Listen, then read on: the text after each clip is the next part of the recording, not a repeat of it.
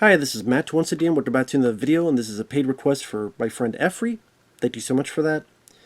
For those interested, requesting any type of videos, whether it be a topic, review, re-review, thought streams, commentaries, video game playthroughs, tier list rankings, movie topic, movie news, whatever the case may be, feel free to send it, and I'll get to it as soon as I possibly can. And for those who sent them, thank you. I do appreciate it. I know some of you are waiting for your request. I'm trying to get to them as soon as I possibly can. CashApp, PayPal especially is the best way to send them. Links are down below in the info box. And again, I will get to them as soon as I possibly can. And thank you so much. I really do truly appreciate it. I really do. So, this is a documentary that I knew about for a while. Scream Queen, My Nightmare on Elm Street from 2019, which is for free on YouTube for those who do want to watch it. And mainly it's about Mark Patton. Now, Mark Patton was the star of Elm Street 2, Freddy's Revenge. And about how he got the job in Elm Street 2, the gay themes in the film, how he feels that it kind of helped ruin his career, and blaming the writer David Chaskin. And also goes a little bit into the HIV stuff that was going on, especially in the 80s, especially the late 80s. And the problem with this,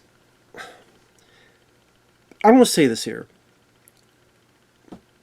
I wasn't a big fan of this documentary. There's elements I like, but overall I was not a fan. Now here's the thing, I liked Elm Street 2, Freddy's Revenge. I've always liked the film. I've always enjoyed that film. I liked Mark Patton in the film. I liked his performance. I liked his character. It's a shame that we never got to see the character again. It's a shame that we never got to know what happened to that character. And I don't mind the themes. I don't mind the gay themes. It doesn't bother me. In fact, I didn't see that the first time, the second time, the fourth time, or the 10th time I saw it. But as years gone on, I don't mind that sentiment because I think it makes the film even more interesting. What rubbed me the wrong way, What rubbed me the wrong way was, he says something early on about meeting people, meeting fans, and he says, be really professional. This is the only time we'll meet you. I meet you, you meet me. It's going to take 1 second to ruin that. And I thought that's really hypocritical of him to say. Because I remember my friend Mike, OCP Communications, he did a post on Facebook, this is years and years ago, saying about how Nightmare on Elm Street Part 2, it always gets labeled as the gay one, and people only seem to want to talk about that aspect. And he said, there's other stuff I like about it too. The fact that this is the only thing people talk about is a bit, not discerning, but it's kind of gives shift of a thrift to the film, because there's a lot of other stuff to like about it as well. That's the thing. He's a fan of the film. He says the gay stuff is not the only thing to like about it, which is, I agree with. It makes it interesting in a subtext or text level, but I also enjoyed the musical score by Christopher Young. I think it's my favorite score in the whole Elm Street franchise. I like Freddy Krueger's performance. I like some of his lines of dialogue. You've got the body, I've got the brain. I like that Freddy kills a bunch of motherfuckers at a party. Yeah, he's shorter than them. I don't care, because if he's going to rip my guts out with finger knives, I don't care if he's 2'5". I'm not getting near him. Because he's brutal, but he's brutal. I like the actors, Tim Myers, who was Always reminds me of Meryl Streep.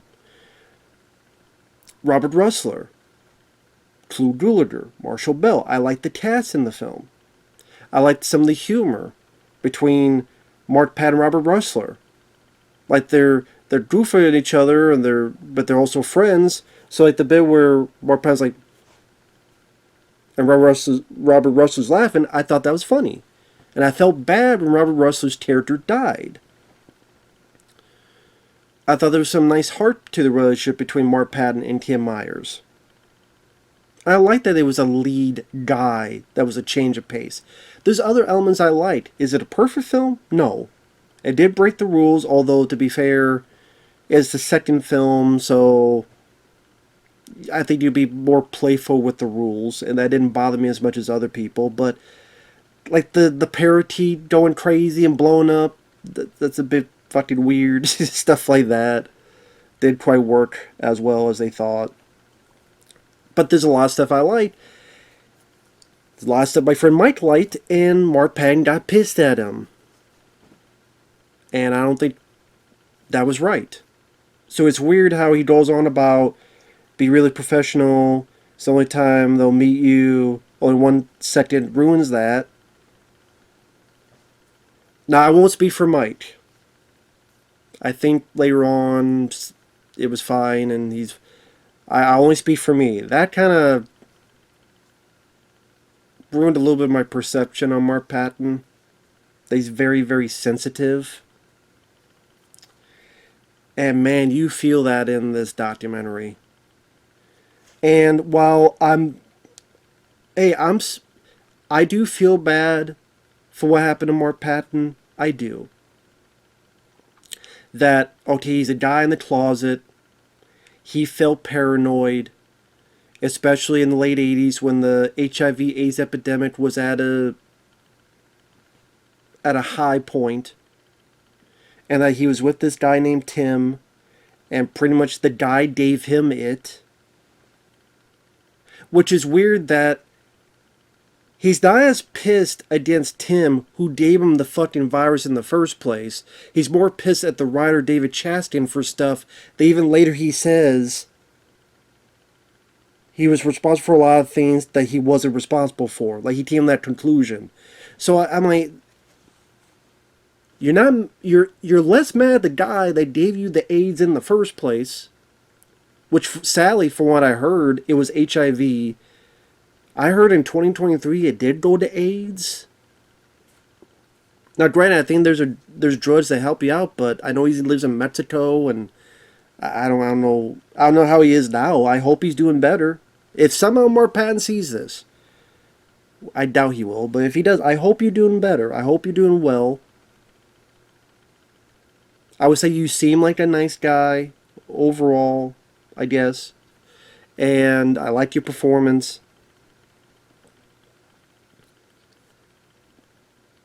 And I hope he's doing better with that, I really do. But I will say, at times, there's a bit of a victim complex in this, which really bothered me. And again, this documentary, if it feels like this review's all over the place, this documentary's all over the place. It's an hour and 40 minutes, which I do not think it needed to be an hour and 40 minutes. And it goes into this, then it goes back to this, then it goes over here. And to me, there's not a good flow to it.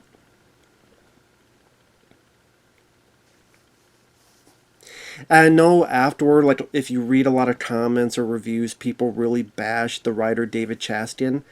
I honestly felt bad for him because I don't think he deserved the bashing he got. Because he even says what he said, and what he said is not really what Mark Patton said he said. And that's what I mean by there's interesting stuff in this, but at times it feels narcissistic. It feels self-aggrandizing. Does he produce the doc? Is it about him? And there's certain things that you go, again, like they do this build-up between Mark Patton meeting the writer David Chastain. But then it kind of ends in like a nothing burger. And then he even later says, Well, I thought he was responsible for a lot of things that he wasn't responsible for. I'm like, yeah, I could have told you that from the beginning. I could have told you that from the beginning. Because what you said he said is not what he said.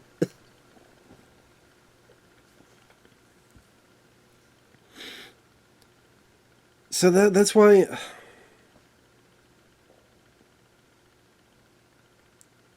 it was a vanity project. And it just, I think you needed either someone direct. I mean, I don't recognize the people who directed this, but either someone that was a bit more impartial or would represent multiple sides or something to the other. But this did come out 2019. Maybe you thought if you did it that way, you'd be canceled or whatever. I don't know.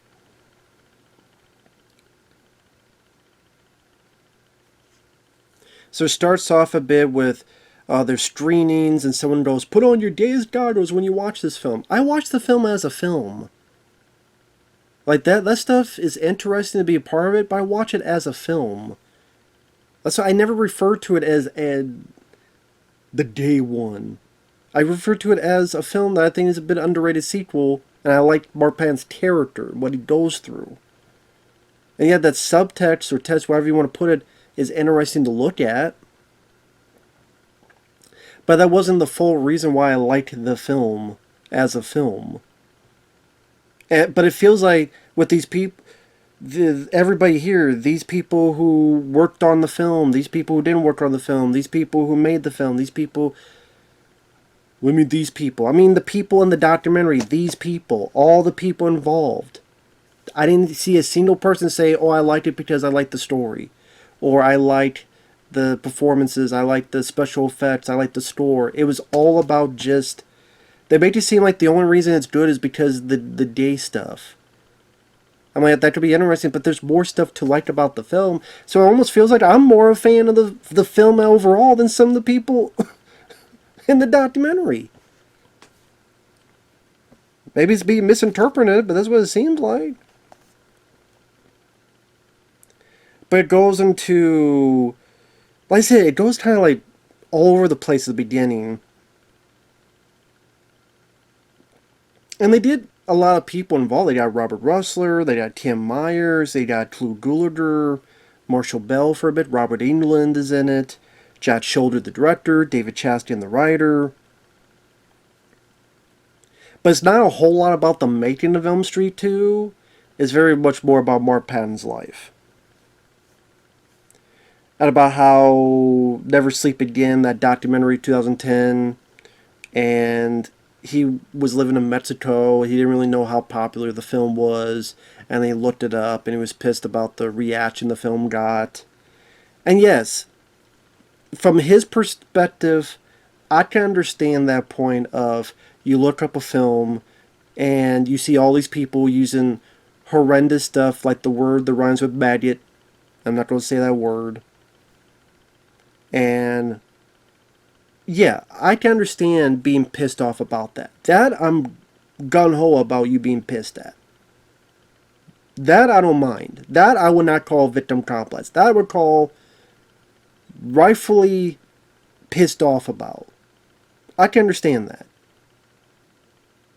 Just the way like people comment, and there's like these comments he would read. I can understand being offended by that. Because I thought that was bullshit. I'm talking about the stuff back to the day, though, which I'll get to. Because those comments that they pop up, those were awful comments. So it tells a little bit about him getting into commercials. He got into this 1982 Broadway with Cher, and then it became a film. And then getting Elm Street 2. So again, they don't go into a lot of the making of the film. But about making the film came out, it was a box office hit. But then how people started talking about the film. And I'm sitting there going, I don't remember people back in the day, before the internet, talking about the film in the gay overtones. I don't remember anyone talking about that. In fact, the reason people didn't like the film was because they thought the film sucked. I didn't think it sucked. I liked the film for the reasons I said before. But people thought it sucked because they didn't like the story. They didn't like that Freddy went into the real world and was in the dream world. They thought it broke the rules. Like the stuff they brought up in that Never Sleep Again documentary. Oh, they broke the rules, and why is this crazy parrot flying around, and there's other weird stuff in the film. I keep thinking of that parrot. That was the weirdest part of the movie. That's why people didn't like it. They didn't like that Freddy was in the real world. A lot of people did not like Freddy at a pool party killing people. And I think even Wes Craven said that. Like, here's Freddy, and everyone's like taller than him. That's why people didn't like it. Wasn't because of this stuff. Nowadays, that people have brought all this stuff up, now they'll use that as a mockery, which I don't think it deserves. But that's not why people didn't like it back then. I know, because if I read up stuff back when I was a kid, that's what people bring up.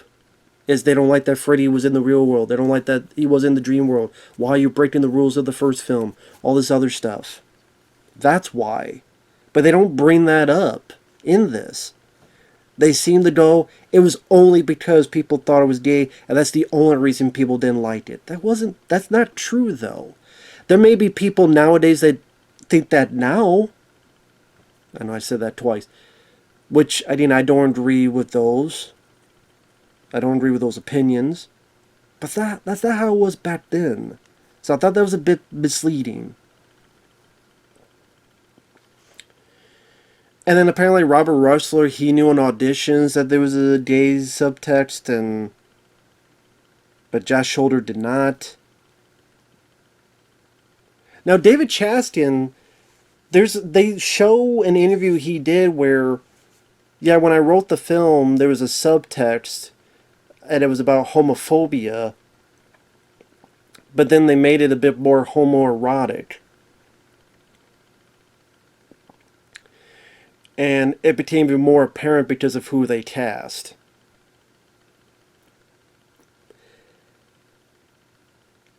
How is he wrong? He wasn't wrong, and he wasn't being a dick. That's what happened. When you write a script, there's a lot of subtext in scripts that you write stuff in. He never said, no, there's nothing gay about it, Mark made it gay. He never said that. He never said that. At least they never showed an interview in this. They never showed lines in this, like of his written interviews. At least in this. If he did say it, they didn't show it in this. And you would think they would to prove Mark Patton's point. But what David Chastain said is not...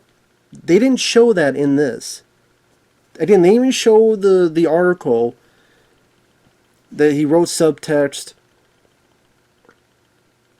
Even when they met at the end of this, and Mark's like trying to talk to him, and David Chastain's like, yeah, I wrote it as subtext, but like you're blaming me for stuff that happened to you. I didn't...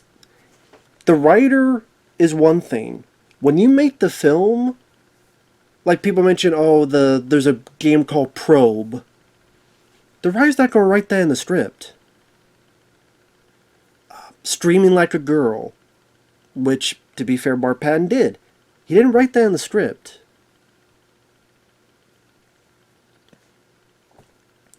And any visual additions, a lot of that isn't in the script. It's production design or other stuff. And also, Mark Patton, you read the script as well. If Robert Russler read the script, and, I knew this from the auditions, you're telling me Mark Patton didn't know? If Mark Patton read the script, if he didn't think it, but then Robert Russler knew about it, then that's kind of on you, Mark Patton. Like, you read the script, you know what's in the script. I'm closeted, but I don't know if I want to do this movie where there's a scene where I get my ass whipped by a towel. Maybe don't do the film then. I don't think David Chastain did anything wrong. I know that's not a popular opinion based on if you read comments, but I mean, feel free to educate me. What did he do that was so wrong? He did not say. By the way, he didn't say Mart's name. He said the casting. Now, of course, you can infer it, of course. And he didn't say he ruined it. It said, and and I ruined the film. He never said you ruined the film.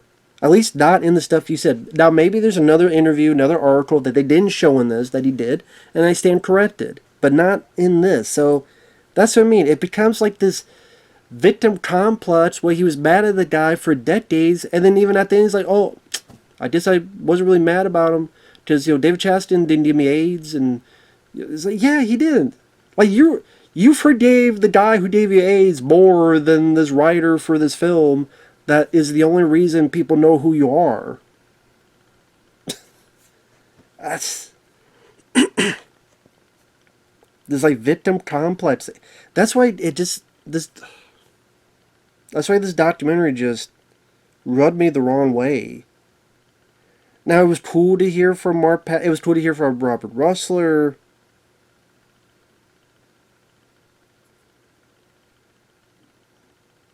And even then, like, during like, after the film comes out as a hit,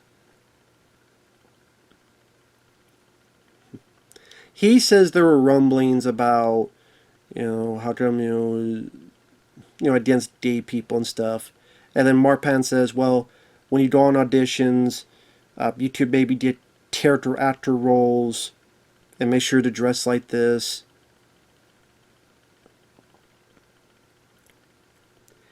But it's like he balked at the idea of doing character actor roles. And he contradicts himself. He wants to say earlier that the reason he lost work in Hollywood, the reason his career was ruined, was because it was Elm Street 2 and the writer David Chastain. But then he says the reason he left was because of the HIV/AIDS epidemic going around, and he just got AIDS, and I can't handle that if I'm part of my career, and if they find out, and the hostility for that, so I'm going to run away to Mexico. So you ran away because you were afraid. So you're afraid of being found out and lose a career, so you ran away to Mexico and lost your career. So you ran away. I'm sorry that he got AIDS, HIV. But again, that just weirded me that you're less pissed about the guy who gave you it than this writer for this film. That just boggled my mind. I did not understand that. And the more I talk about it, the less I like this documentary. And they even say you could be a character actor, but he didn't want to be that. I'm like, I thought you wanted to act though. Oh, I'm sorry, you're not going to be... By the way, no, horror franchises, how many people in horror franchises become big movie stars? Let's think about that too. Heather Langenkamp was the star of the first film. Did she have a big career? Sadly, no. I mean, Elm Street 3, West Crazy Nightmare. But other than that, she had a blink and you miss it cameo as a victim in Shocker. She was in a film with Michael Dudikoff, I think. No, she didn't really have a big career. Did Amy Steele? She did April Fool's Day and a couple other stuff, but not really. For Friday the 13th Part 2. Adrian Keene? A lot of the actors in Texas Chainsaw Massacre? Stretch, from Chainsaw 2? Okay, she was in maybe a Wishmaster sequel, and what was it? I think one of the Hatchet movies, Hatchet 3 or something. Caroline Williams. My point is, a lot of folks, they don't get a big career. And when you reference, well, this person did, yeah, Brad Pitt was in Cutting Class, a film that barely anyone fucking remembered. people didn't even know about the film when it came out. So yeah, a film that people barely remember, and then when they look back, oh, he was in a horror film. It wasn't like that catapulted him to anything else. Lawrence Fishburne, the tiny role he had in Elm Street 3. It's not like, oh, he got a bunch of roles because of Elm Street 3. Most of the time, it's people who had big roles. Tom Hanks, He Knows You're Alone. He's in one scene for a couple minutes. Vanna White, she was in some horror film for a couple minutes. George Clooney was in a couple minutes at the beginning or near the beginning of Return to Horror High. It's not like that helped him get roles. You have to stay there. You have to keep going. But you didn't. You didn't try. You balked at the idea of doing character actor roles. What's wrong with that? Jeffrey Combs, Brad Dourif. You could even call it Michael Ironside. A lot of these character actors. You could have done that and kept going. But you ran away. I hate to say it like a coward, but in a way, that's the harsh truth. I'm sorry. I did it if you had a mental state of affairs because you got HIV and you can't do it anymore. That's understandable.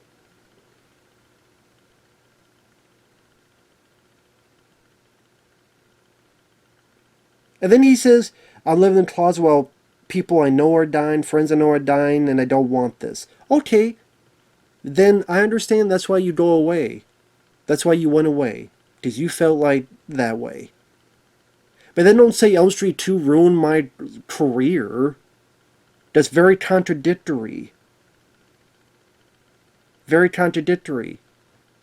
Because even Elm Street 2 was the straightest movie ever, you would still be a closeted man in an era of HIV/AIDS, and you would still feel, well, what if they find out one day? Regardless of Elm Street 2.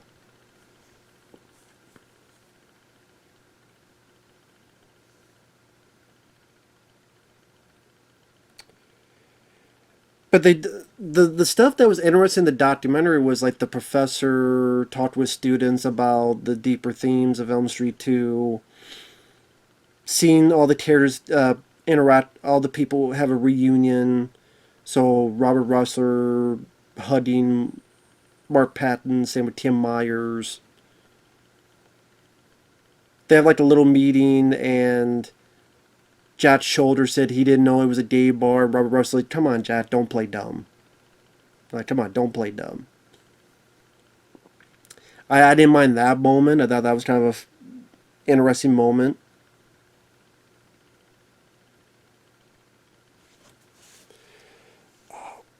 People who are fans of the film or people who could relate to Mark Patton's character and helped him out, that was more interesting. I wish the documentary delved more into that stuff.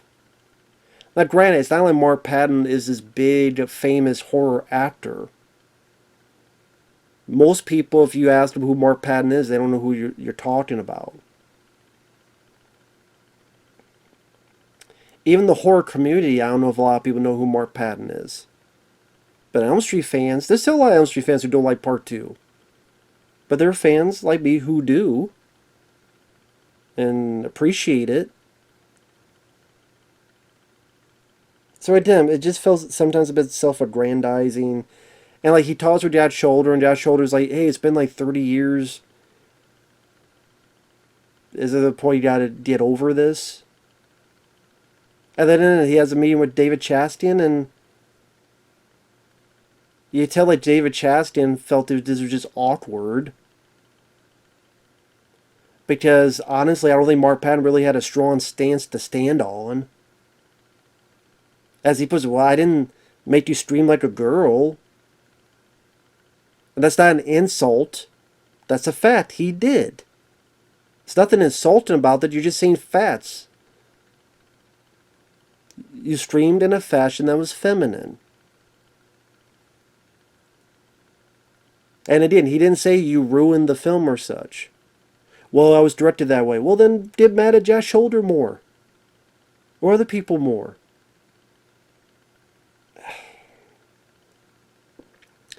So yeah, that's why I... And I know someone's going to make this out to be, well, you're just homophobic. I have nothing against that. I have friends who have to be gay. I don't give a shit about that. I like Mark Patton's acting performance. I like the movie itself, Elm Street 2. The reason I dislike the documentary is for the reasons I mentioned in here. I think it should have been like this review, because this review's all over the place too. It's overlong, like this review. It's all over the place, like this review. It should have been more focused. Would like to learn more about the making of Elm Street 2, which honestly, just go watch the Bed and Never Sleep Again documentary instead. I think that would be a better usage. And Mark Patton's interviewed, as well as the others. Just watch that.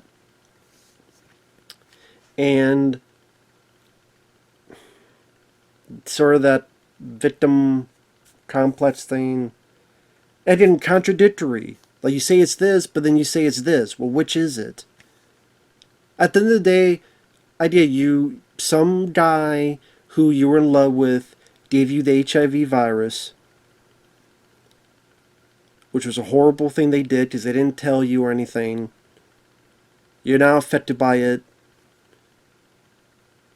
Sadly, there's a lot of people in that time period who were hated gay people, were horrendous against them, and looked at them as a plague. And you didn't want to deal with that, so you said, screw it, I'm going to go to Mexico. I understand that sentiment. I truly do. But again, to blame Elm Street 2, it's like, well, wait a minute, now we're talking like a different conversation, and like a different, like, so which is it, dude?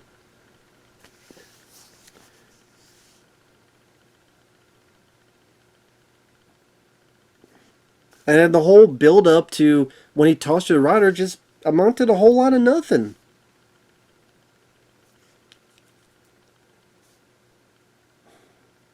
So with that said, yeah, I was actually curious about this documentary, but this was a disappointing one. We'll see you guys later. Talk to you. Bye-bye.